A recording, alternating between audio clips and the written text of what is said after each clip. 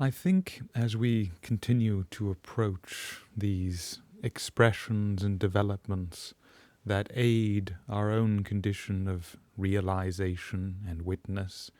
and forming, that the background and foreground, the substance of what cultivates itself therein to the fulfillment of our function of life and nature and witness brings many dimensions that again and again, in one angle or another, it is important to rouse ourselves to and be conscious of. And the first is, as that which is the uncaused cause, the unalienated truth and nature of ground, which allows everything to wed itself through its own self-nature into its own self-encapsulated eternity, allowing all to be functions in and through and of that ultimate reality.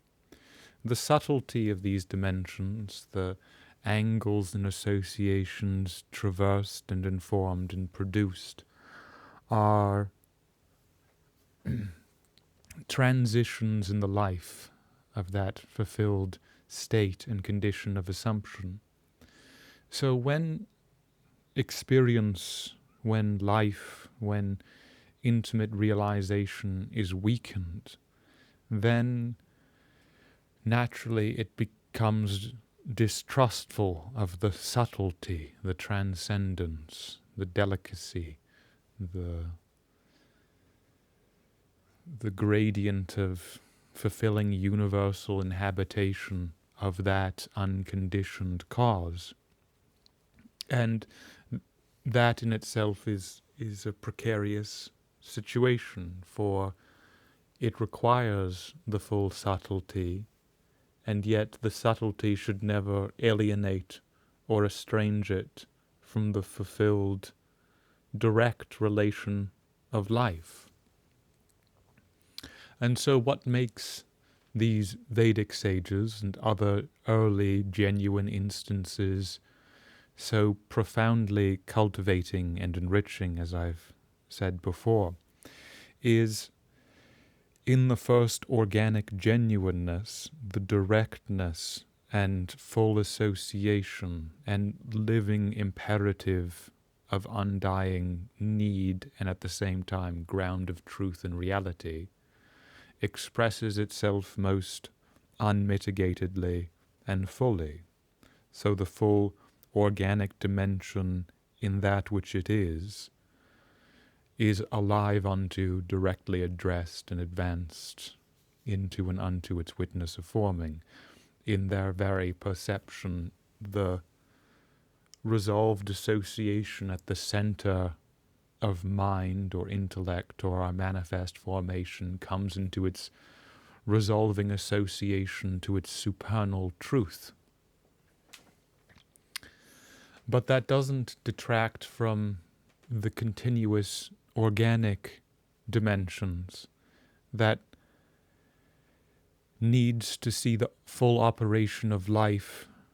not constrained or contained in narrow instantiations of function which can be diverted or estranged and can assume different degrees, but should never be taken away from the direct captivation in the uncreate and eternal cause. For indeed, what was the universal essence of all these unalienated sages that held all the association of life awoken to that which was their sole attention, substance, communion, and life of participation in this reality greater than all of their accidents, was that they did not try to manipulate expressions with false separation. They allowed a profounder and greater truth to be harbored and awoken and always roused and renewed unto. So, when treating these dimensions, I think that, for instance, the image of the Eleusinian mysteries of all of the mystery of the universe being contained in a seed, or all of the ideas of the primal source of energy and cause, or the fire, or the sun, converting and delivering its rays to itself. But the seed in the organic dimensions, and they use these intuitions continuously, truly brings much that has to be brought forth and to its source to light in its simplicity and subtlety of what is necessary in this unalienated condition of cause. For as I said, all the organic subtlety, communion, directness, unalienated basis of engagement that exists in any one function of life or manifestation and assumption, it's one situation that life is more limited, more dependent than the supernal and essential truth, which has all that organic directness and congruence and entirety in a far more universal and less entangled way. And so, in the same way as the occasion of the life of the seed has its full association to that which it must fully live, which is the cause that causes it to unfold itself. And then in that unfolding, it inhabits the parameters of fulfilled interaction, drawing mediated instances into the delivering, culminating perfection of its ultimate substances, communion and ground and association, through a mediated instance, self-purifying and integrating and resolving the reality of its uncaused cause, to bringing its full unalienated inhabitation to its end. So there is all the instantiation is dependent on that which is uncaused, and the uncaused only reality, which takes all its energy, all its reality, all its equalization, all its communion, all its omnific and omnific situation of association to that reality of end,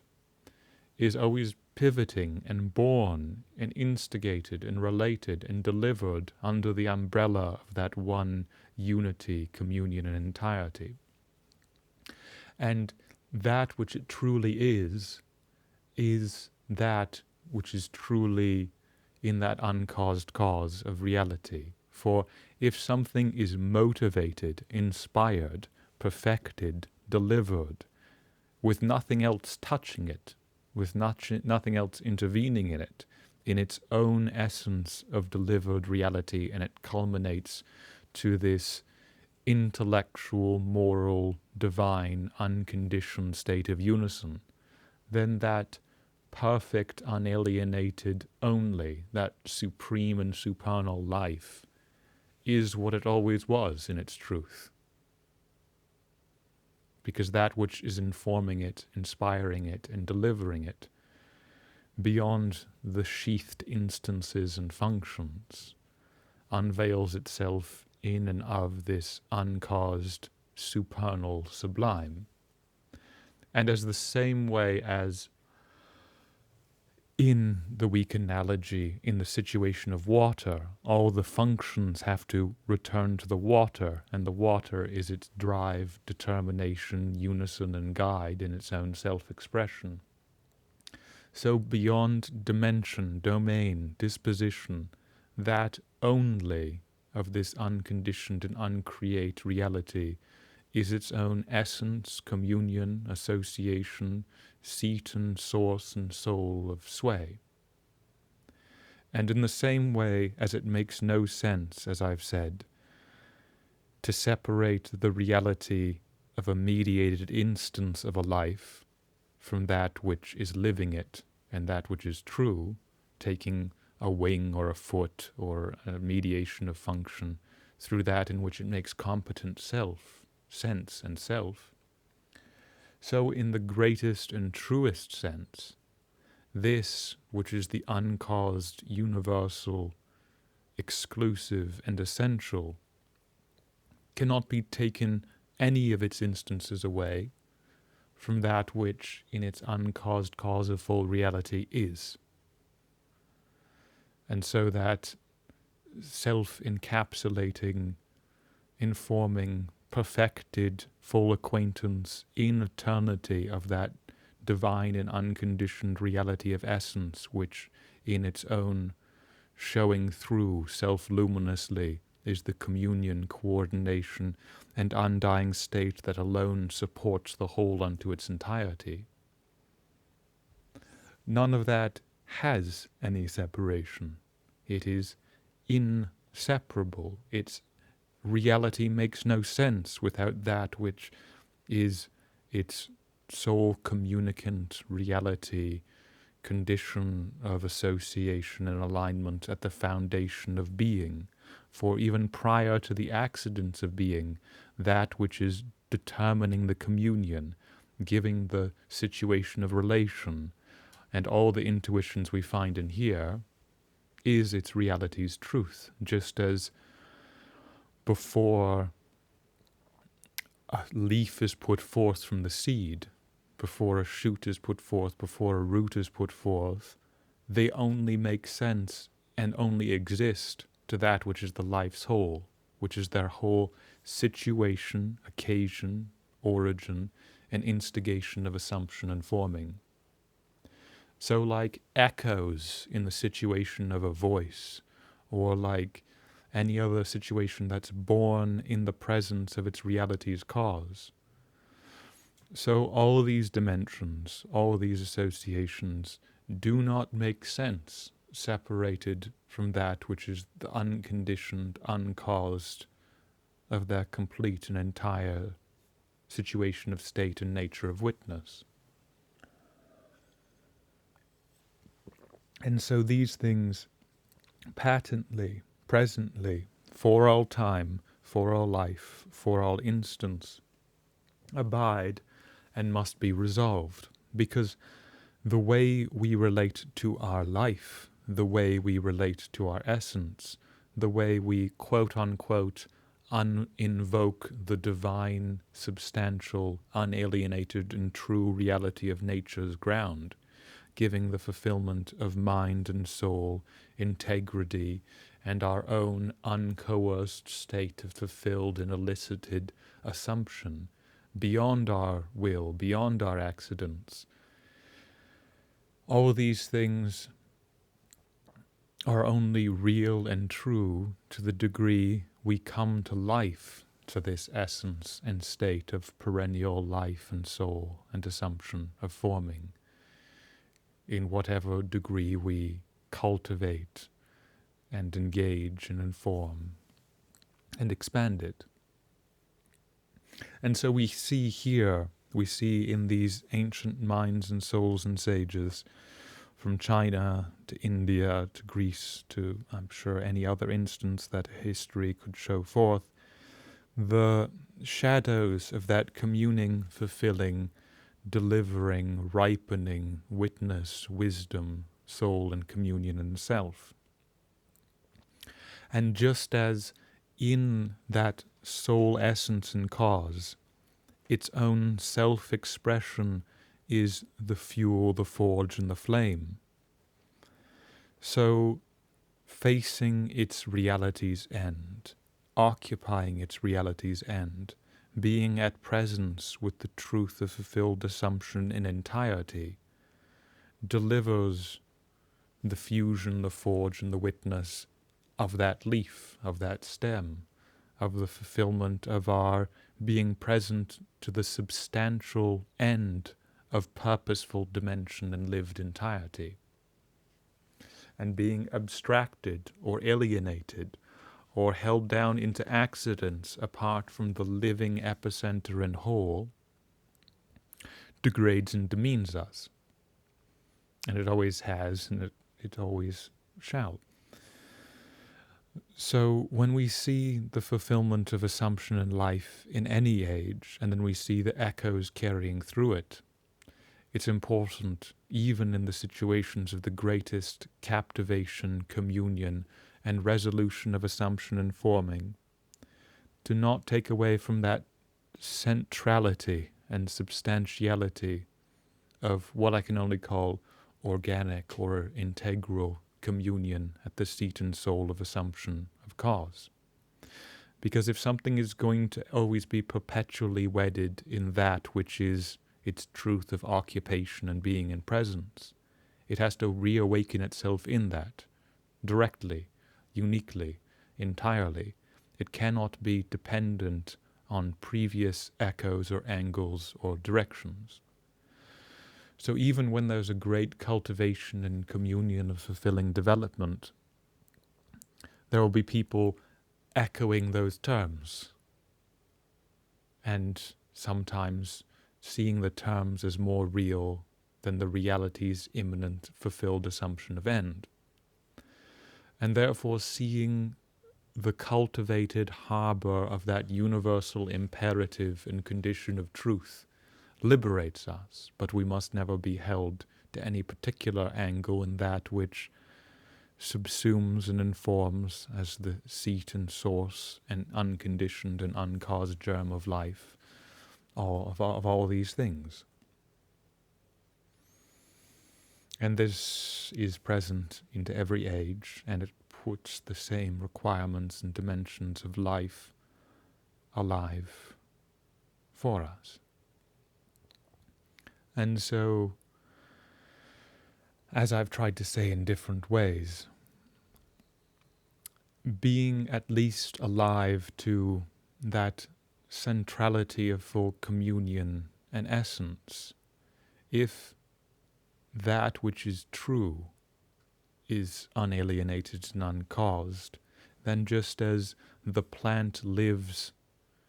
to the end in eminence of fulfilled unalienated life and assumption, which assumes its whole attention, whole continence, whole object of coming to the superior and supernal in its truth,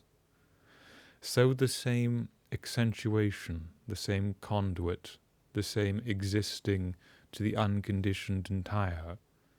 lives and is to be lived, and in these most poetically and profoundly is directly articulated in its necessity to be lived. For that is the meaning of this being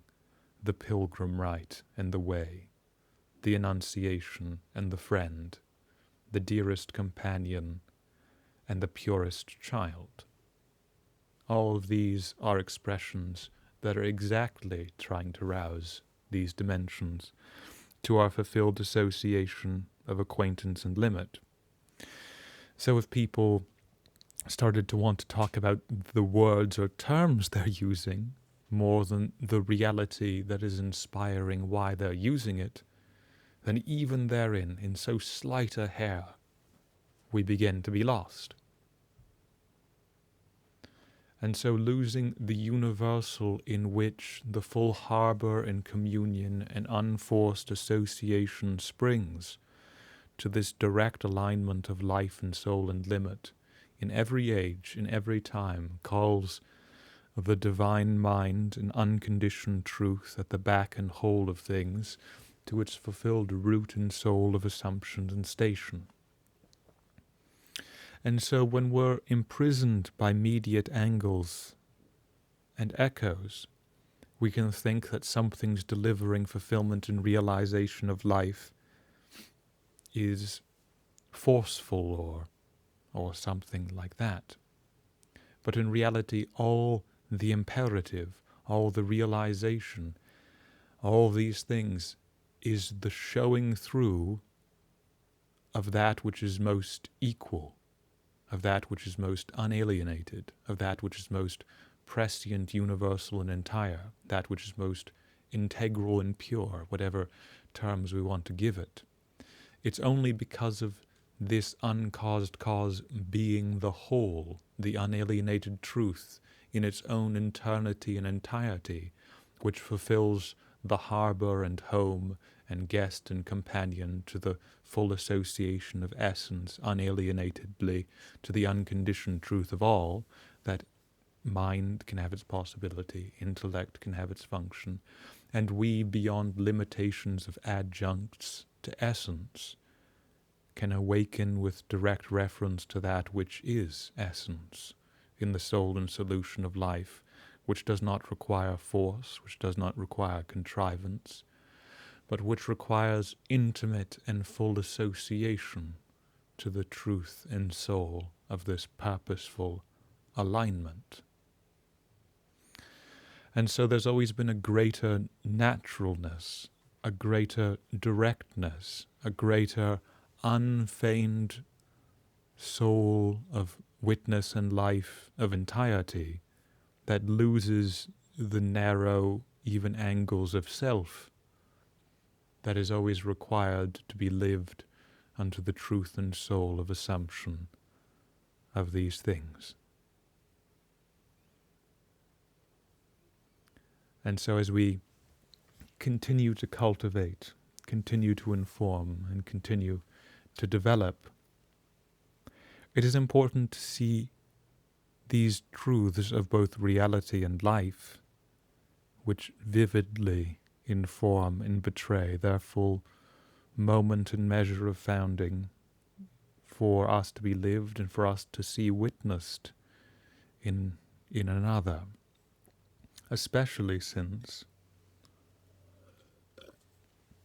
our relation to life has greatly altered and changed. Because even when reading these things, every expression is only to bring out the universal culminating and coordinating fulfillment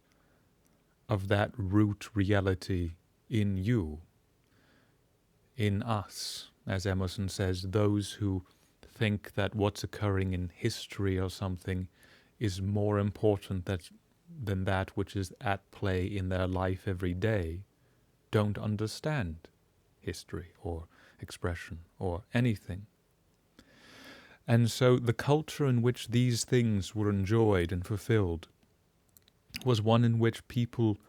believed in the transcendent and unconditioned, uncaused, divine universal that informs all faces and angles and margins, and had to be realized at the germ of soul and truth and functioning. And they didn't mechanically compel themselves. These were things that were acquainted with as the greatest poetry and witness and wisdom of communion and rapture, to be sung, to be recited, to be meditated a little bit every day, and only to awaken the fulfilled assumption of that true acquaintance in our life. They were never documents meant to be held down and constrained, any more than anything can be held down and constrained and be preserved. Just as an instantiation of a life, if held down in separation from itself, dies, it would not be alive. In the same way, the more we think we can live by holding down aspects of truth of mind apart from that which is the only soul and capacity and possibility for mind and its own organic, unconditioned reality of fulfillment of function, the more all those things stagnate as cancers, which do not fulfill that which is their own truth in their own life. And so it has always been, so it shall always be by the dimensions of life and fulfillment and witness and forming. And so especially when false, alienated pretension and possession comes over the face of things and people fight about ownership or rule or authority on knowing the truth of something by its echoes and angles of accidents, that situation takes them away from the universal truth.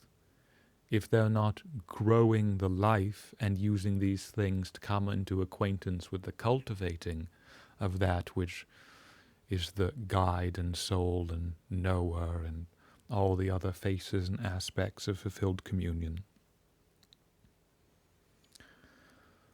Then they're using a tool for awakening in life to keep themselves imprisoned and shackled and confused. And so lots of people, when they first come into acquaintance with profound and universal things, conditioned to tendencies of broken alienation and blindness, of force and defined interaction, they think, I can't read over all these things at once and understand it instantly, and all things like that. But that was never how life was meant to be lived. You